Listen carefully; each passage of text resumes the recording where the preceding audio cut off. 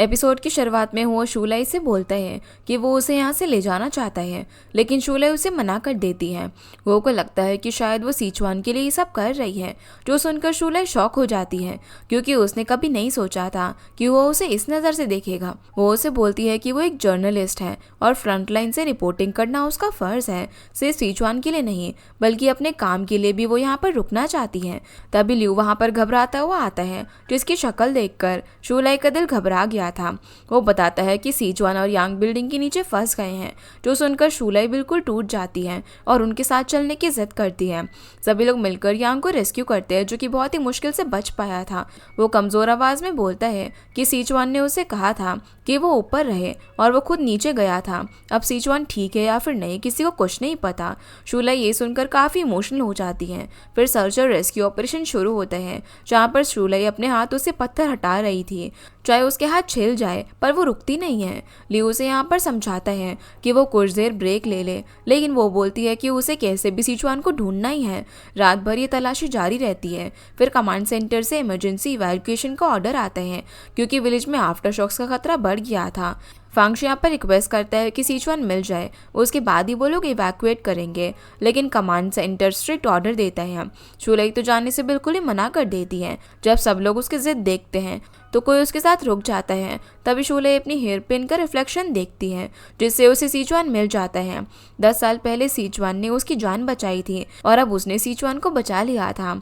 आखिर में सिचुआन सही सलामत बच जाता है और उसे रेस्क्यू कर लिया जाता है। वो भी अब फाइनली शूलाई को गुड बाय कहने के लिए आता है। उसे पता चल गया था कि शूलाई के दिल में सिर्फ सिचुआन के लिए जगह है। उसने डिसाइड किया था कि वो अपनी फीलिंग्स छोड़ देगा और सिर्फ एक दोस्त बनकर उसकी रक्षा करेगा।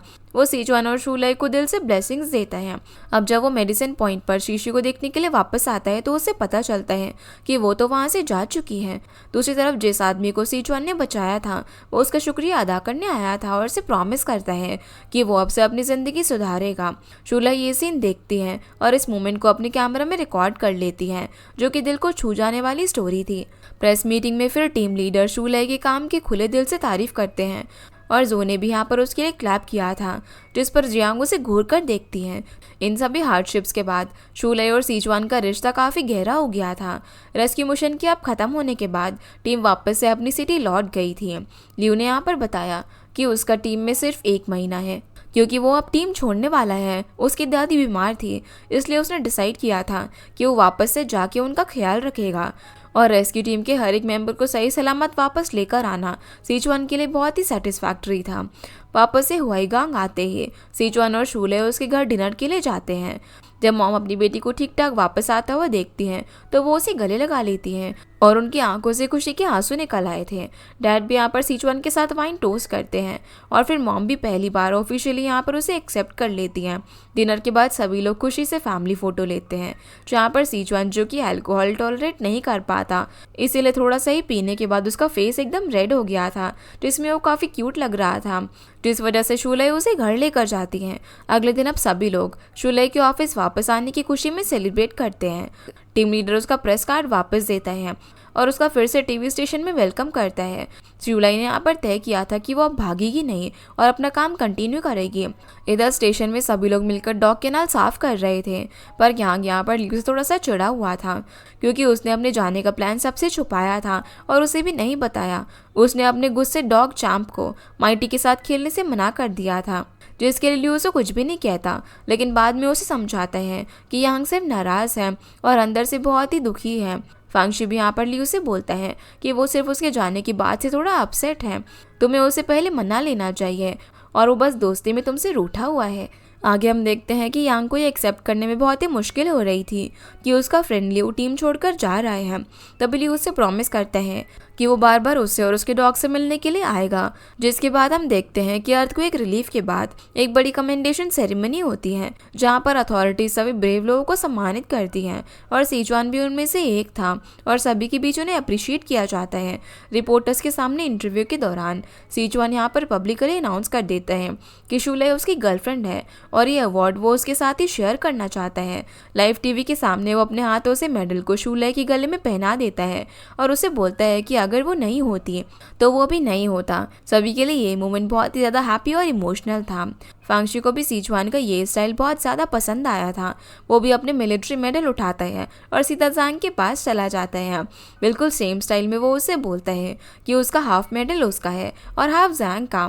ज़ांग तो यहाँ पर थोड़ी सी हेजिटेट थी क्योंकि अभी तक वो ऑफिशियली अपने आप को उसकी गर्लफ्रेंड कहने में झिझक रही थी। लेकिन जब फांगशी सुनती है कि एक पेशेंट की दादी उसके लिए अपने ग्रैंडसन से बात चलाने की कोशिश कर रही है तो ज़ांग तुरंत ही बोल देती है कि फांगशी उसका बॉयफ्रेंड है। फांगशी तो खुशी के मारे उसे उठाकर घूमने लग जाता है। दूसरी तरफ शूलाई के लिए डबल खुशी थी। एक तरफ उसका काम सुपर सक्सेसफुल हुआ और दूसरी तरफ उसे आउटस्टैंडिंग रिपोर्टर के लिए नॉमिनेट किया गया था। लेकिन ये बात जियांग को हजम नहीं होती। वो इतनी जेलस हो जाती है कि वो ज़ू को सीक्रेटली डेटा में गड़बड़ करने के लिए बोलती है ताकि उसकी रेटिंग शूलाई से ज़्यादा हो जाए। वो ये बर्दाश्त नहीं कर सकती थी कि शूलाई उससे आगे निकल जाए। अब टीवी स्टेशन की रूल्स के अकॉर्डिंग टीम लीडर के लिए दोनों शूलाई और जियांग को अलग अलग स्पेशल रिपोर्ट बनानी थी और उनका सिलेक्शन उसी पर डिपेंड करता था। इसीलिए जियांग रिस्क उठाती है और अपनी रिपोर्ट की रेटिंग फेक करवा देती है। ड्यूटी के बाद सीचुआन ये सब न्यूज़ में देखता है और तुरंत ही शूलाई को कॉल कर देता है। उनका शीशी फेस्टिवल आ रहा था और इसे वो लोग पहली बार साथ में सेलिब्रेट करने वाले थे क्योंकि काफ़ी सारे इमरजेंसीज की वजह से सीचुआन को स्टेशन पर स्टैंड बाय रहना पड़ेगा। इसीलिए उसने डिसाइड किया था कि वो शूलाई के साथ फेस्टिवल को एक हफ्ते पहले ही सेलिब्रेट करेगा। उसने एक प्यारा सा रोज बुके खरीदा था और शूलाई को एक फैंसी रेस्टोरेंट में वेट करने के लिए बोलता है, पर सीचुआन को रास्ते में से ही इमरजेंसी के लिए स्टेशन लौटना पड़ जाता है। अब रात हो गई थी और रेस्टोरेंट बंद हो जाता है, फिर भी सीचुआन नहीं आया था। लेकिन इस सब के बावजूद भी शूले उससे नाराज नहीं होती और वहीं पर उसका वेट कर रही थी। फाइनली अब सीचुआन भागता हुआ आता है क्योंकि फायर इंसिडेंट में उसके सारे फूल जल गए थे और अब उसके पास सिर्फ एक ही जला हुआ रोज बचा था। वो वही जला हुआ रोज शूलाई को देता है और शूलाई मुस्कुराते हुए बोलती है कि ये उसका लाइफ का सबसे खूबसूरत रोज है जो कि उसने कभी नहीं देखा। यही जला हुआ रोज अब शूलाई के लिए इंस्पिरेशन बन जाता है और उसका अगला feature rose in the flames, एक फायर फाइटर की जिंदगी उसकी गर्लफ्रेंड के नजरिए से। जैसे ये फीचर पब्लिश होता है तो हुआ गोइंग टीवी के सभी रिकॉर्ड्स टूट जाते हैं, उसे सबसे ज़्यादा रेटिंग मिलती है। और जब ये बात रिवील होती है कि जियांग ने अपनी फीचर की रेटिंग फेक करवाई थी तो स्टेशन तुरंत ही उसका फीचर हटा देता है और मीटिंग के दौरान टीम लीडर इनडायरेक्टली यहाँ पर उसे चीटिंग करने के लिए डांटता है। वो नाम तो नहीं लेता लेकिन सभी समझ गए थे कि वो किसे बोल रहा है। वहीं हुओ ने भी शूलाई का फीचर देखा था जिसमें सीचुआन था। उसके दिल में अब शूलाई के लिए कोई भी फीलिंग नहीं थी क्योंकि उसने अब शूलाई को दिल से निकाल दिया था। फिर तब फांग उसे बताते हैं कि शीशी को लेकर ऑनलाइन के एनोनिमस पोस्ट के चलते कंट्रोवर्सी हो गई है। वो तभी इसके लिए शूलाई से मिलता है और शीशी के वॉलंटियर फोटोज़ और अर्थक्वेक एरिया की इन्फॉर्मेशन मांगता है ताकि शीशी की इमेज वो क्लियर कर सकें। वो कि उसके लिए चिंता देखकर शूलाई को बहुत ही अच्छा लगता है। वो फिर पब्लिक में एक क्लैरिफिकेशन देता है जिससे लोगों का शीशी के लिए पॉइंट ऑफ व्यू काफ़ी बदल जाता है। अब सभी उसको एक हीरो के रूप में देखने लग जाते हैं। दूसरी ओर शीशी घर पर अपना बुरा हाल बनाकर बैठी हुई थी। उसे अब किसी भी कंट्रोवर्सी से कोई फर्क नहीं पड़ रहा था। उसकी मैनेजर उसके लिए काफ़ी परेशान थी पर शीशी ने उसे खुद से मिलने के लिए मना कर दिया था। इधर हो फांग को रास्ते में उतार देते और बोलता है कि उसे शीशी को ढूंढने जाना है। फांग सोचता है कि हो ने उसके साथ ऐसा पहले शूलाई के लिए किया था और अब शीशी के लिए कर रहा है, पर वो उसे लड़की के लिए फिर से रास्ते में छोड़ जाते हैं। वहीं शीशी जो कि एक बार में अपना गम भुलाने के लिए गई थी तो दो लोग उसकी फ़ोटो लेने लग जाते हैं। जो चीज़ वो देख लेता है वो उन लोगों को फ़ोटोज़ डिलीट करने को कहता है और ये हम देखते हैं कि कैसे पहले शीशी ड्रंक हुओ को घर लेकर गई थी और अब हुओ उसे लेने के लिए आया था। वो उसे उसके घर ले आता है। अगले दिन शीशी जब उठती है तो उसे ये सब सपना लगता है। वो हुओ को देखकर उसे ब्रेकअप अनाउंस करने के लिए बोलती है लेकिन वो क्लियरली बोल देता है कि वो उसे ब्रेकअप नहीं करेगा। दूसरी तरफ शूलाई को पता चल जाता है कि जियांग ही वो इंसान थी जिसने वो एनोनिमस पोस्ट करवाई थी। जो जानकर शूलाई इतनी ज़्यादा गुस्सा होती है कि वो डिसाइड कर लेती है अब वो टीम लीडर बनने वाली है और सबसे पहले वो जियांग को निकाल देगी। तभी टीम लीडर बताता है कि एक नई कोल्ड चेन फैक्ट्री की न्यूज़ स्टेशन को चाहिए और शूलाई को ये टेस्ट करने को बोलता है, पर जियांग चांस मारते हुए बोलती है कि वो भी शूलाई के साथ जाएगी।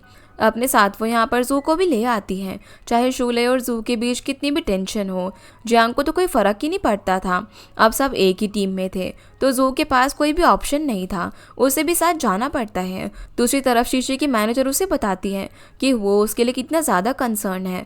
उसने उसके जो भी ब्रांड की पेनल्टी थी वो सारी पे करी, यहाँ तक कि उसके घर की सफाई भी करके गया। पर शीशी को लगता है कि ये सब उसने गिल्टी फील करके किया है क्योंकि उसने पहले उसका काफ़ी यूज़ किया था।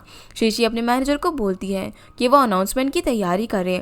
वो हो के साथ अपना ब्रेकअप पब्लिकली अनाउंस करना चाहती है और यान का ग्रुप के साथ अपना कॉन्ट्रैक्ट भी तोड़ना चाहती है। वहीं शूलाई एक कोल्ड स्टोरेज एरिया विजिट करने के लिए गई थी और स्टाफ उसे वहां से इंस्ट्रक्शंस देकर चले जाते हैं। शूलाई अब अंदर अकेले रिकॉर्डिंग कर रही थी, तभी जियांग भी उसके पीछे वहां पर चली आती है। उसके दिमाग में शूलाई के वो शब्द घूम रहे थे कि शूलाई टीम लीडर बनते ही उसे टीम से निकाल देगी, जिस वजह से जियांग का बुरा रूप उभर आया था और वो जानबूझकर कोल्ड स्टोरेज का दरवाजा बंद कर देती है, जो सिर्फ बाहर से ही खुलता था। उसने इस तरीके से शूलाई को अंदर लॉक कर दिया था कि उसके बारे में किसी को मालूम ही ना पड़े। जो कि शूलाई के कहने पर सर्विलेंस का वीडियो रिकॉर्ड कर रहा था, उसने गलती से जियांग की ये हरकत भी रिकॉर्ड कर ली थी। बाद में एक वर्कर ने अब शूलाई को वहां पर देखा और तुरंत ही एम्बुलेंस को बुला लिया था। हॉस्पिटल में जब शूलाई को होश आता है तो वो सबसे पहले सिचुआन को देखती है। सिचुआन उसे बताता है कि ये दरवाजा सिर्फ बाहर से बंद होता है, इसका मतलब किसी ने जानबूझकर उसे अंदर बंद किया था। स्टेशन में जब सभी लोग इस इंसिडेंट पर गॉसिप कर रहे थे, तब इजू अपना एसडी कार्ड चेक करते और कंफर्म करता है कि ये सब जियांग ने किया है। जब वो जियांग से इस बारे में पूछता है तो वो उसे धमकी देती है और उसे इस बारे में किसी से भी बताने से मना करती है। वहीं सिचुआन शूलाई के डिस्चार्ज का पूरा अरेंजमेंट करता है। उसके केयर और सपोर्ट से शूलाई काफ़ी ज़्यादा खुश थी।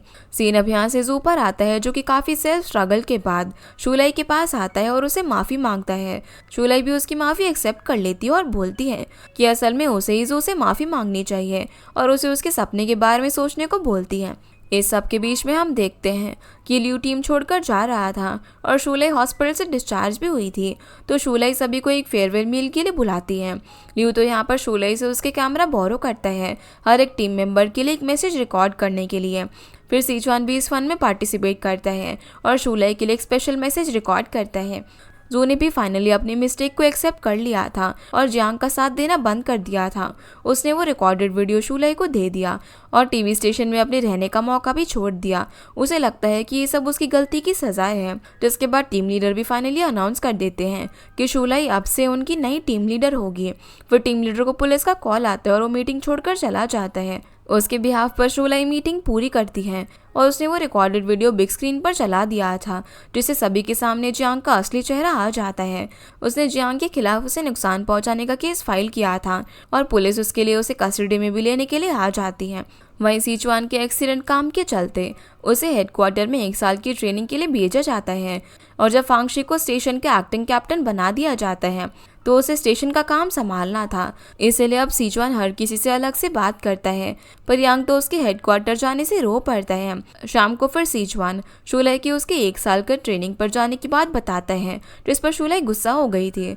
लेकिन सिचुआन फिर एक आइडिया निकालता है और वो पानी के पाइप के सहारे चढ़कर शूलाई के घर की विंडो के पास पहुंच जाता है। वो वॉकी टॉकी से शूलाई से कांटेक्ट करता है। शूलाई तो उसे अंदर बुलाती है और वॉल्टिंग हॉर्स पर बैठने को कहती है। वो उसे लॉन्ग डिस्टेंस रिलेशनशिप के लिए खुद को मेंटली प्रिपेयर करना चाहती थी। सिर्फ उसकी आवाज़ सुनकर उसे देख न पाने के लिए वो रेडी हो रही थी, पर सिचुआन बोलता है कि वो ऐसा नहीं चाहता। वो उसे जोर से हक करता है और बोलता है कि अब कुछ समय तक वो एक दूसरे को हक नहीं कर पाएंगे। अगली सुबह अब सिचुआन जल्दी उठता है और शूलाई के लिए ब्रेकफास्ट बनाता है। उसने डिसाइड किया था कि वो कुछ दिन की छुट्टी लेगा ताकि वो शूलाई के साथ टाइम स्पेंड कर सके। दूसरी तरफ जांग का दोपहर में ऑफ था, तो वो फायर स्टेशन चली जाती है। उसके हाथों में कुछ बुकलेट्स थे। जैसे वो यहाँ पर फांगशी से मिलती है तो फांगशी उसे देखकर बहुत ज़्यादा खुश होता है और उसके हाथ से उन बुकलेट्स को लेकर बड़े एक्साइटमेंट के साथ उसे फायर स्टेशन घुमाने लग जाता है। फिर वो उसे एक रूम में ले जाकर बैठा देता है जहाँ पर वो उसके कंधे पर हाथ रखने ही वाला था। तभी बीच में उसका डॉग आ जाता है और मोमेंट इंटरप्ट हो जाता है। दूसरी तरफ शूलाई सिचुआन के साथ शॉपिंग करने के लिए जाती हैं। एक लड़की होने के नाते वो उसकी हर छोटी से छोटी चीज़ का ध्यान रख रही थी। ऐसे ही एक दिन शीशी शूटिंग के लिए टीवी स्टेशन में जाती है, जहाँ एलिवेटर में उसकी मुलाकात शूलाई से हो गई थी। वहीं उसने शूलाई से सुना कि वो बाद में उससे मिलने के लिए मेडिकल पॉइंट गया था, लेकिन तब तक शीशी वहाँ से जा चुकी थी। जो सुनकर शीशी ऊपर से तो कूल दिखने की कोशिश कर रही थी, पर अंदर से वो एक अच्छी और समझदार लड़की थी। उसे शूलाई से कोई पर्सनल प्रॉब्लम नहीं थी, लेकिन अब उसने डिसाइड कर लिया था कि वो से अपना रिश्ता बिल्कुल ही ख़त्म कर देगी। वहीं फांग हो को एक डॉक्यूमेंट देता है जिसमें लिखा हुआ था कि शीशी उनकी कंपनी के साथ अपना कॉन्ट्रैक्ट टर्मिनेट करना चाहती है।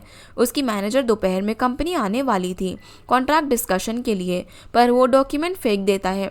अब जब शीशी को उसके मैनेजर का फोन आता है तो वो इतने गुस्से में आ गई थी तो सीधे हुओ की कंपनी पहुंच जाती है उससे बात करने के लिए। पर हुआ अब उसे बिल्कुल भी खुद से दूर करना नहीं चाहता था, ना तो वो ब्रेकअप करना चाहता था और ना ही कॉन्ट्रैक्ट टर्मिनेशन, चाहे वो कैसा भी इंसान था। उसने अब शीशी को 2 ऑप्शन दिए कि चाहे तो वो उसकी स्पोक्स पर्सन बने या फिर उसकी गर्लफ्रेंड, या फिर वो दोनों भी बन सकती है।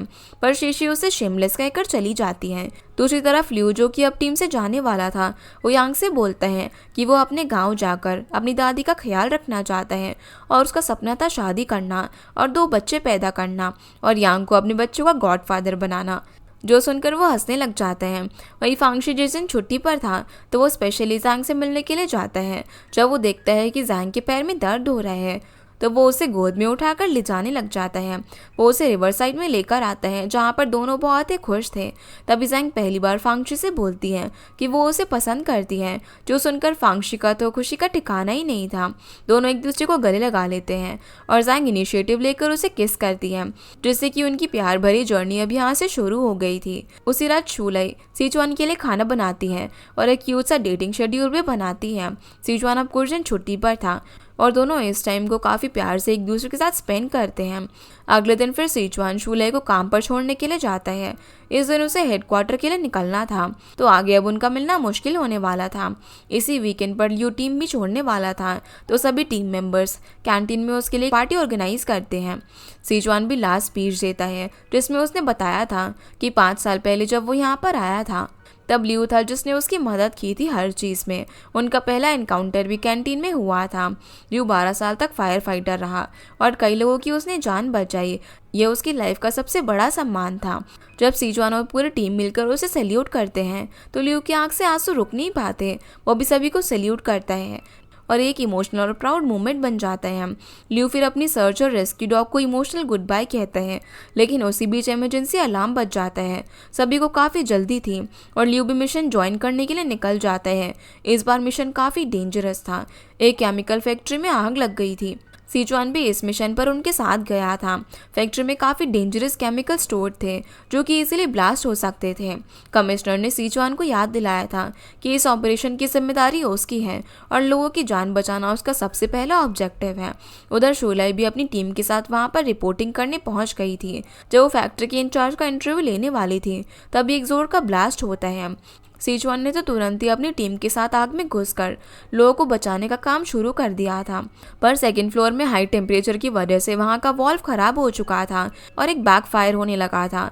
इसलिए उसे तुरंत ही डिसाइड किया और वाटर स्प्रे से फायर को पुश करने लग जाता है। सबसे डेंजरस मोमेंट तब आता है जब 3rd फ्लोर का वॉल्व बंद करना ज़रूरी हो गया था। अगर वो वॉल्व ब्लास्ट हो जाता तो बाहर के वर्टिकल टैंक्स भी एक्सप्लोड हो सकते थे और आसपास के लोगों के लिए बहुत ही बड़ा खतरा बन जाता। कमिश्नर फिर कमांडर सेंटर से कंसल्ट करके डिसाइड करता है कि टीवी स्टेशन के थ्रू लाइव ब्रॉडकास्टिंग करना पड़ेगा ताकि लोगों को अलर्ट किया जा सके। तभी पता चलता है कि 3rd फ्लोर पर कोई लिक्विड लीक हो रहा है। इस बार रिस्पॉन्सिबिलिटी लियो को दी गई थी, जो कि बिना डरे और बिना सोचे समझे सीधा वहां पर चला जाता है। देखते हैं कि आग काफ़ी ज़्यादा भड़क गई थी और फैक्ट्री में एक के बाद एक एक्सप्लोजन हो रहे थे जो सभी के लिए बहुत ही बड़ा खतरा बन गया था और आग को काबू पाना मुश्किल हो रहा था। उसी बीच जब फांगशी यांग और लियो को ऊपर खींचने की कोशिश कर रहा था तब लियो ने पहले यांग को ऊपर भेजा और एक ब्लास्ट होने के कारण खुद आग के समुद्र में गिर गया।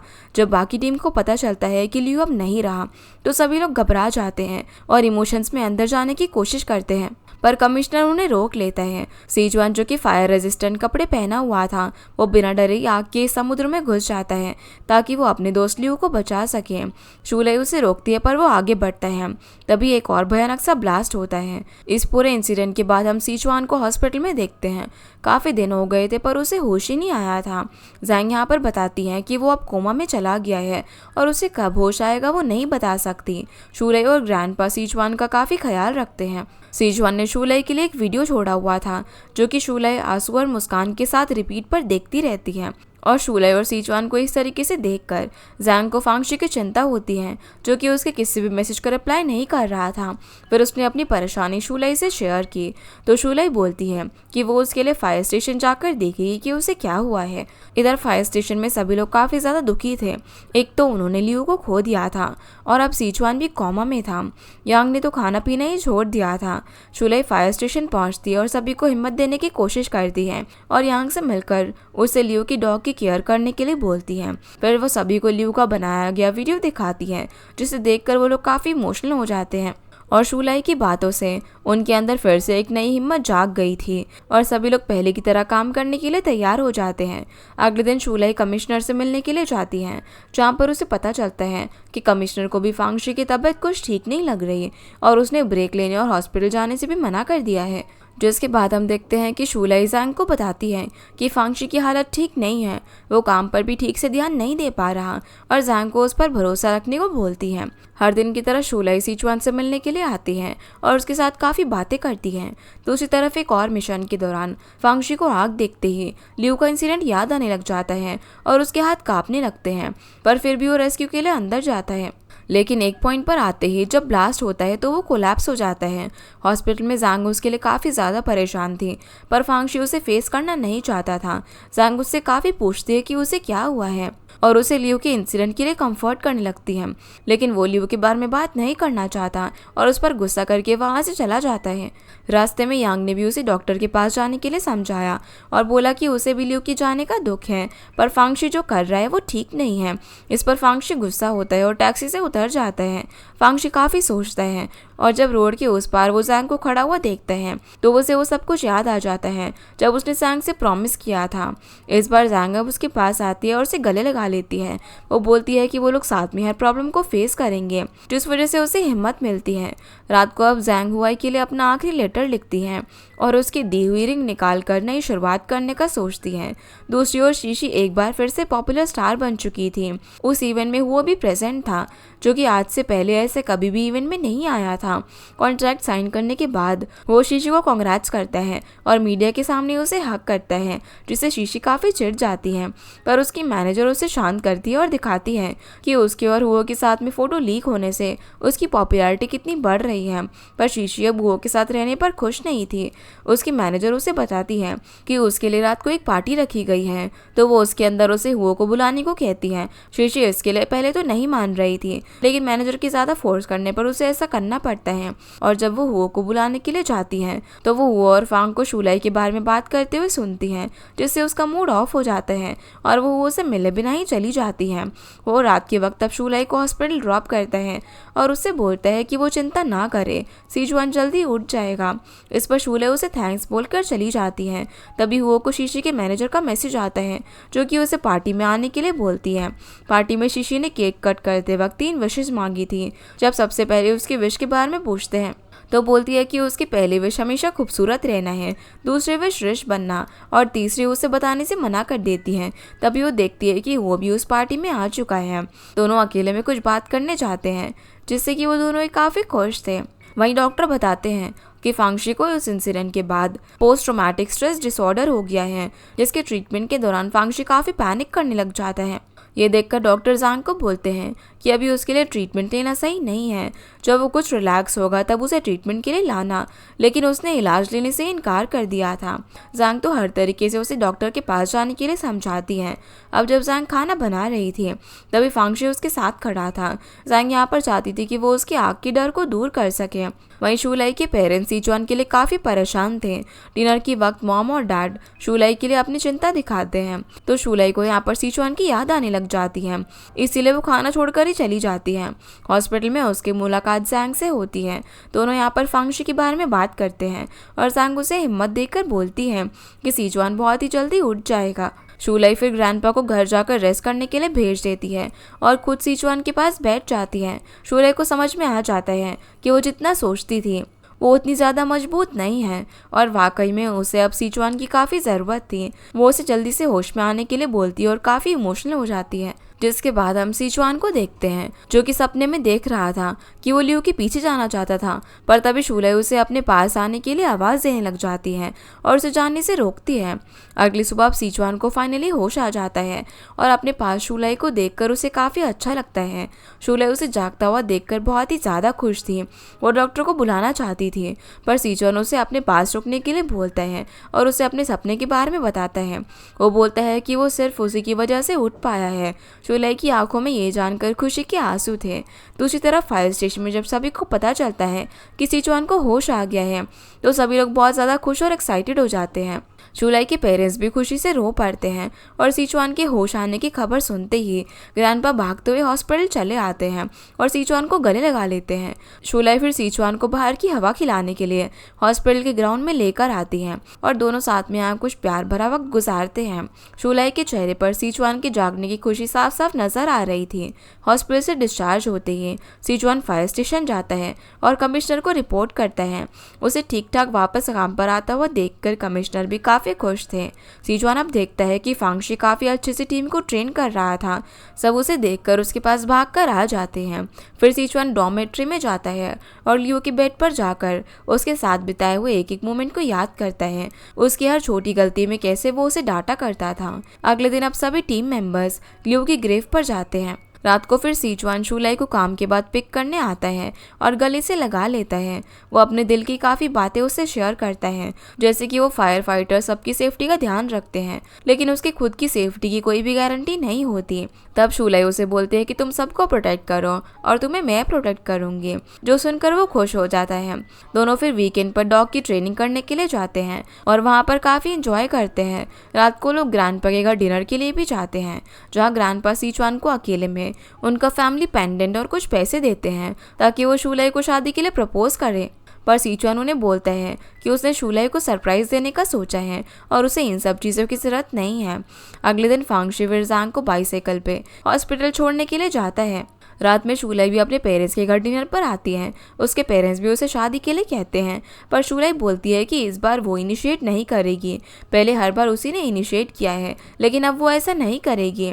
घर जाने से पहले अब शूलाई सिचुआन से मिलने के लिए फायर स्टेशन जाती है और उसके साथ चाइनीज़ न्यू ईयर सेलिब्रेट करने की बात करती है। सिचुआन बोलता है कि इस वक्त उन्हें इमरजेंसी मिशन पर जाना है, तो वो शूलाई को ही उसके साथ सेलिब्रेट करने के लिए फायर स्टेशन आने को बोलता है। अब चाइनीज़ न्यू ईयर के दिन जांग और शूलाई फायर स्टेशन आते हैं। तभी इमरजेंसी अलार्म बज जाता है और सभी लोग गायब हो जाते हैं। शूलाई और जांग उनका वेट करने का डिसाइड करती हैं, पर तभी लाइट्स ऑफ हो जाती हैं। जांग साइड में चली जाती हैं और सभी लोग रेडी होकर शूलाई के सामने डांस करने लग जाते हैं। फिर सिचुआन आकर सभी के सामने उसे शादी के लिए प्रपोज करता है, जो देखकर शूलाई काफ़ी ज़्यादा खुश होती है और उसे हाँ बोल देती है। इनके प्रपोजल के बाद फांगशी जांग को घर छोड़ने के लिए जाते वक्त शादी की बात करता है, पर जांग बोलती है कि उसे शादी नहीं करनी है। इस पर फांगशी बोलता है कि जब से उसने उससे प्यार किया है तो उसने उसके साथ शादी करने के बहुत से सपने देखे हैं। जांग बोलती है कि अगर शादी ही करनी है तो उन्हें एक बार और अपने रिलेशनशिप के बारे में सोचना होगा। ये बोलकर वो वहाँ से चली जाती है। अगले दिन अब हॉस्पिटल में जांग सर्जरी करने के बाद फांगशी को काफ़ी मिस कर रही थी। उसे उसके हर जगह पर होने का एहसास हो रहा था और दोनों के अब काफ़ी सोचने के बाद जांग और फांगशी का फिर से पैचअप हो जाता है। जिसके बाद हम देखते हैं कि सिचुआन और शूलाई की शादी की तैयारियां जोरों शोरों से चल रही थी। सिचुआन शूलाई के पेरेंट्स के साथ वेडिंग ड्रेस सिलेक्ट करने के लिए जाता है और जब शूलाई और उसकी मॉम ड्रेस पहनकर आते हैं तो डैड और सिचुआन उन्हें देखते ही रह जाते हैं। वो लोग बहुत ही सुंदर लग रहे थे। अब मौके का फ़ायदा उठाते हुए डैड यहाँ पर सिचुआन और शूलाई को विटनेस बनाते हैं और मॉम से अपनी पास की गलतियों के लिए माफ़ी मांगते हैं। वो उनसे अपने लिए एक और चांस भी मांगते हैं और उन्हें शादी के लिए प्रपोज करते हैं। मॉम भी उन्हें माफ़ करके हाँ कह देती हैं और फिर दोनों कपल साथ में फ़ोटोज़ लेते हैं। आगे हम देखते हैं कि शूलाई फांग को बताती है कि वो सिचुआन से शादी करने वाली है। फांग उसके लिए बहुत ही ज़्यादा खुश होता है। शूलाई जो चीज़ पिछले 10 सालों से चाहती थी वो फाइनली उसे मिल गया था। जिसके बाद हम सिचुआन को देखते हैं। वो जब हुओ को वेडिंग इनविटेशन देता है तो हुओ उन्हें बेस्ट विशेस देता है। और वेडिंग का दिन भी आ जाता है, जहाँ पर शूलाई के डैड उसे सिचुआन के पास लेकर आते हैं, जहाँ शूलाई और सिचुआन के सामने उनके साथ बिताए हुए सभी मोमेंट्स आते हैं और फिर शूलाई के डैड यहाँ पर उसका हाथ सीचुआन के हाथ में देते हैं। वो उनकी बेटी को उसे प्यार से रखने के लिए बोलते हैं। फांगशी फिर यहाँ पर वेलकम स्पीच देता है, जिसके बाद सीचुआन और शूलाई वेडिंग प्रॉमिस करते हैं और एक दूसरे को रिंग पहनाकर लाइफ टाइम साथ रहने का प्रॉमिस करते हैं। शूलाई बोलती है कि उसने फाइनली सीचुआन से शादी कर ली और काफ़ी ज़्यादा खुश होती है।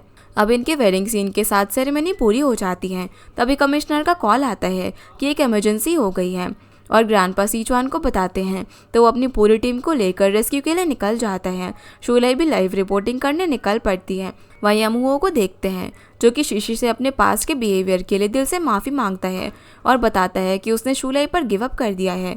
तब शीशी उसे बताती है कि उसने फर्दर स्टडीज़ के लिए अब्रॉड जाने का फैसला किया है और अब वो खुद के लिए जीना चाहती है। वो भी यहाँ पर उसके डिसीजन की रिस्पेक्ट करता है, जबकि वो मन से काफ़ी ज़्यादा दुखी था उसके जाने से। अब एक बार जाने से पहले वो उसे अपने प्यार का कन्फेशन कर देता है, पर शीशी उसे लास्ट टाइम हग करके चली जाती है। आगे हम देखते हैं कि सीचुआन और शूलाई अपनी शादी को तो मिस कर गए थे, लेकिन उनकी वेडिंग नाइट अब शुरू हुई थी। अगली सुबह सीचुआन शूलाई को हनी बोलता है और उसे हबी कहने के लिए बोलता है, पर शूलाई को ये काफ़ी चीज़ी लगता है। फिर भी वो उसके कहने पर उसे हबी बोल देती है। वही फांगशी बुक पढ़ के जैंग के साथ स्टेप बाय स्टेप चलता है और दूसरी ओर शीशी वो की दी हुई पजल कंप्लीट कर देती है, जिसके पीछे वो ने उसके लिए मैसेज लिखा हुआ था। यहाँ से सीन अब 1 साल बाद का आता है, जहाँ सीचुआन अपनी टीम की ट्रेनिंग कर रहा था।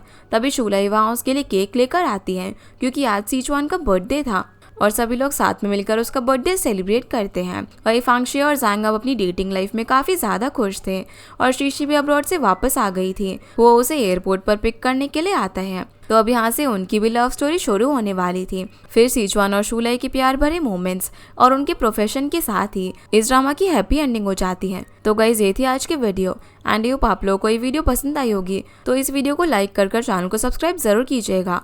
आपसे फिर मिलते हैं अगले इंटरेस्टिंग ड्रामा में। तब तक के लिए गुड बाय।